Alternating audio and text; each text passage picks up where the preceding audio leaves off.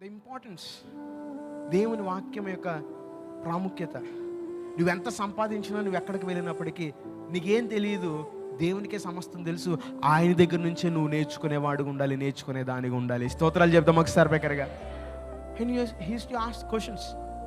Michael, did you read your daily bread? No sir. ఈరోజు what it said you know, okay sir. ప్రతిరోజు నేను అంటాను, నీ జీవితంలో నీకు ఎన్ని తెలిసినప్పటికీ, దేవుని సన్నిధిలోకి వచ్చినప్పటికీ, అయ్యా నాకేం తెలియదు అయ్యా, చిన్నపిల్లాడు వలే. ఒక సమయంలాగా, అయ్యా నీ దాసుడు ఆలకించుతున్నాడు, నువ్వు మాట్లాడతావా, మాట్లాడయ్యా నాతో. ఈ మాట అనగలుగుతున్నారా మీరు? ఈ మాట మీరు అనగలిగితే, నేను ఖచ్చితంగా చెప్తున్న మాట, జనాలు ఆశ్చర్యపడే కార్యాలు కాదు, కానీ మీరు భయపడే కార్యాలు మీరు కనులారా చూసేవారుగా ఉంటారు. ఆమేన్.